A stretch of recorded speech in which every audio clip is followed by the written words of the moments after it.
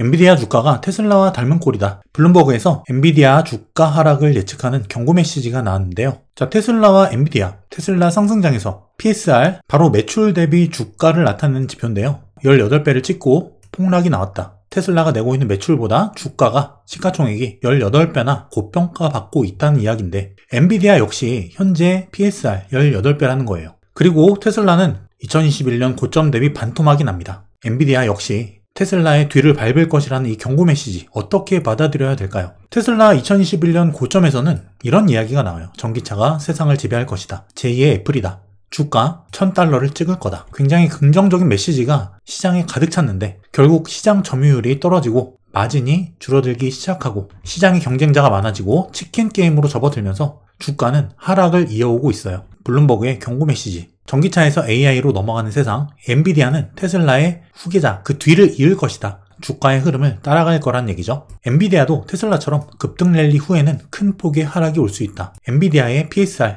현재 18배로 S&P 중에서 최고로 높다. 닷컴버블의 시스코와 마찬가지다. 이때 시스코를 산 투자자는 여전히 손실 중이다. 어쩌면 절대 도달하지 못할 그런 미래에 돈을 투자자들이 지불하는 건 아닌지 의문스럽다. 굉장히 부정적인 내용인데, 자, 언급이 된 닷컴버블의 시스코와 현재 AI 버블 엔비디아를 비교해 볼게요. 닷컴버블, 이 시스코 같은 경우는 1년 반 동안 698%가 상승합니다. 그리고 현재 AI 버블을 이끌고 있는 엔비디아, 1년 반 동안 661%가 올라요. 상승률이 크게 다르지 않죠? 각 종목의 상승의 원동력이었던 촉매제는 각각 2000년의 Y2K, 그리고 현재 챗GPT입니다. 이러한 촉매제는 각 시기의 대장주들을 이렇게 큰 폭으로 상승시켰고, 그 촉매제의 수명이 다하는 그 시점, 시스코는 $82에서 $8까지 10분의 1 토막이 났어요.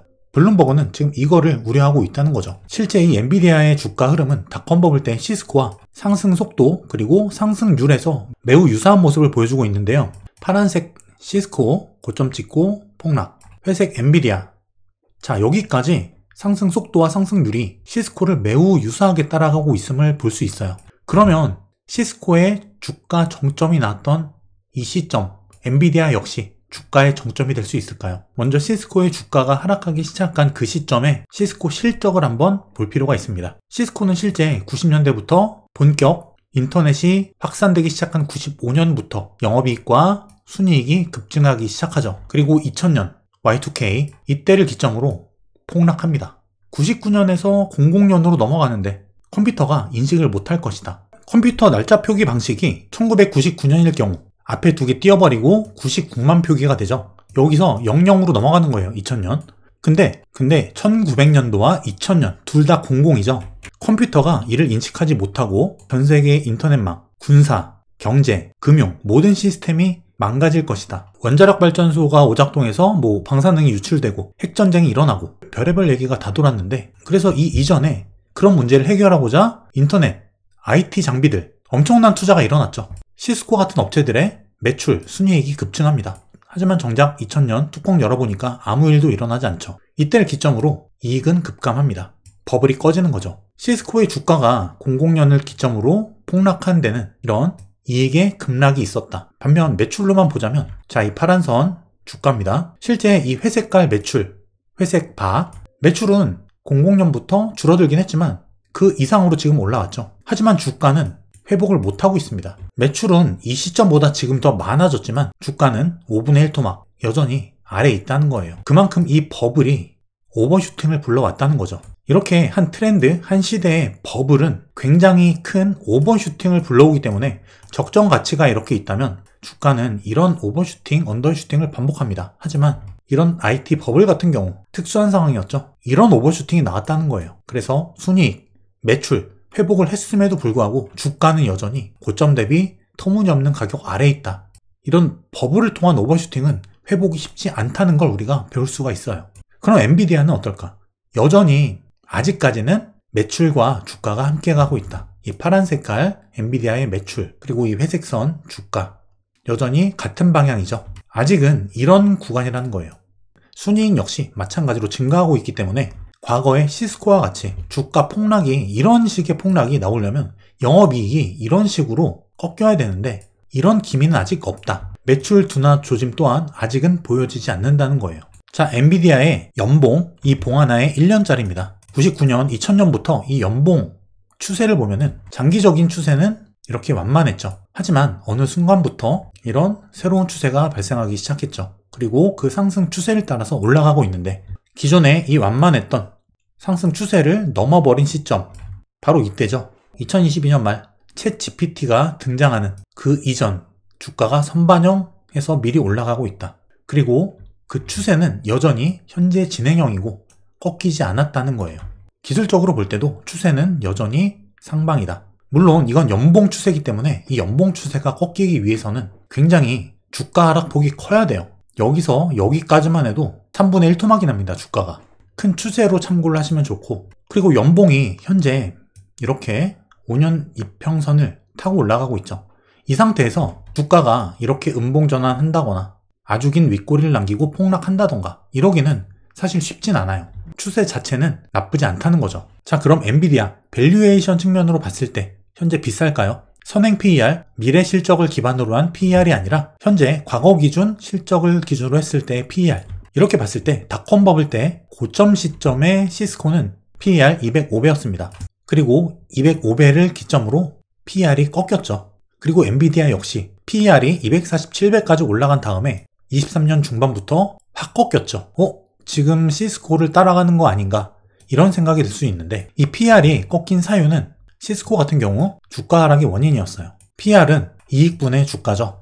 이익도 빠졌지만 그에 선반영해서 주가가 먼저 폭락했다. 그래서 PER이 폭락했죠. 1년, 2년부터는 실적도 마이너스를 찍었기 때문에 PER 자체가 나오지가 않았습니다. 반면 엔비디아 같은 경우에는 이 PER이 꺾인 이유, 주가도 올라가고 있지만 분모인 이익이 워낙 급증했기 때문에 PER이 확 낮아졌다. 똑같이 PER이 꺾였지만 과거 시스코는 실적 하락을 선반영한 주가 하락이 원인이었고, 엔비디아 같은 경우는 이익이 증가했기 때문에 PER이 꺾인 거다. 원인 자체가 다르다는 거죠. 즉 지금 엔비디아 같은 경우에는 이익 증가 때문에 높은 주가가 정당화되고 있다. 그 과정이라는 거예요. 자, 그럼 엔비디아가 이렇게 실제 고점을 찍고 꺾인 테슬라나 시스코처럼 한번 꺾이는 시점이 오진 않을까? 아니면 계속 이렇게 가는 걸까? 이런 건 없습니다. 반드시 꺾이는 시점이 오죠. 제가 제품 수명 주기, 산업 주기에 대한 설명을 많이 드렸죠. 테슬라 영상에서도 그렇고 설명을 많이 드렸는데, 어쨌든 기업 같은 경우는 이런 식으로 성장을 하다가 성장률이 점차 꺾입니다. 그리고 쇠퇴하느냐, 다시 가느냐, 그 차이인데, 결국 이렇게 성장이 가파르게 나오는 시점을 지나면 성장률이 감소하는 시점이 온다. 이 시점은 경쟁사의 등장, 경쟁력의 약화, 시장 점유율 감소, 이에 따른 영업이익률, 실적의 감소, 연쇄적인 반응으로 주가의 하락, 이런 형태의 흐름이 나타나죠. 지금 엔비디아 거의 시장 독점입니다. 영업이익률이 60%가 나온다는 것은 말이 안 되는 거예요. 고부가 가치 산업일수록 내가 기술력을 통해서 뭔가 하나의 독점을 할 수 있다면 비싸게 받아도 아무도 뭘 할 수가 없어요. 오히려 웃돈을 주고서라도 더 사옵니다. 지금 엔비디아가 그런 상황이죠. AI 학습부터 AI 관련된 모든 칩, 심지어 비트코인 채굴, 수요보다 공급이 적은 상태예요. 비싸게 판다고 뭘 할 사람이 아무도 없다는 거죠. 하지만 현재 경쟁사 AMD를 포함해서 심지어 고객사인 마이크로소프트 자체 칩을 개발 진행 중이고, 엔비디아가 언제까지 이 시장을 혼자 독점할 수는 없다. 적어도 과점 형태로 갈 것이다. 엔비디아 독주가 아니라 엔비디아가 큰 비중을 차지하더라도 나머지 업체들이 과점하는 형태로 시장이 재편될 것이다. 그렇다면 적어도 엔비디아의 시장 점유율은 지금보단 낮아지겠죠. 경쟁사가 생긴다는 거는 영업이익률이 떨어진다는 이야기가 돼요. 시장 점유율과 매출도 떨어진다. 그 시점이 오면은 이렇게 가파른 성장 속도가 약간 주춤한다. 성장은 하더라도 그 속도가 기울기가 줄어든다는 얘기인데, 주가는 이 기울기에 반응합니다. 주가 하락이 일어난다는 거죠. 독점이 깨지고 영업이익이 감소하는 구간, 이 시점은 반드시 오는데 주가는 여기에 먼저 반응해서 먼저 떨어진다. 그래서 우리는 앞서 본 이 시스코의 사례처럼 이렇게 매출과 이익이 꺾이는 시점, 여기에 집중할 필요가 있어요. 영업이익이 플러스에서 마이너스로 간다는 얘기가 아니라 계속해서 증가는 하지만 그 올라가는 속도가 줄어드는 시점을 말씀드리는 거죠. 그리고 하락이 시작됐을 때 탈출 기회도 반드시 있습니다. 트래킹을 같이 해나가면서 계속해서 그 추이를 함께 지켜보면 좋겠습니다. 그리고 단기, 중기적인 기술적 분석, 최근 영상에서 많이 다뤄드렸죠. 참고해보시고요. 현재 시장 주도주인 만큼 계속 주의 깊게 지켜보시길 바랄게요. 머니앤클래스에서 런칭한 제 손실 없는 주식 투자 강의. 벌써 많은 분들께서 강의를 통해서 변화하고 성장하고 계세요. 제가 어려운 지난 하락장부터 수익을 내는 그 과정에서 실제 제가 실전에서 쓰고 있는 모든 노하우들, 그런 것들을 모두 녹인 강의입니다. 커리큘럼을 보시면 기업을 분석하는 과정, 목표 주가 구하는 방법, 차트 분석 방법, 그리고 주도주와 주도업종을 찾는 방법, 달러 환율을 이용한 수익 극대화 방법, 실전 매매 노하우, 그리고 경제 위기를 예측하고 수익을 내는 방법, 이렇게 주린이 분들께서 반드시 알아야 될 부분만, 핵심만 넣었습니다. 많은 분들이 만족하고 변화하고 계시는 수강생분들의 후기처럼 여러분들도 변화하고 성장하는 투자자로 거듭나시길 바랄게요. 그 과정에서 제 손실 없는 주식 투자 강의가 많은 도움이 되실 거라 확신합니다.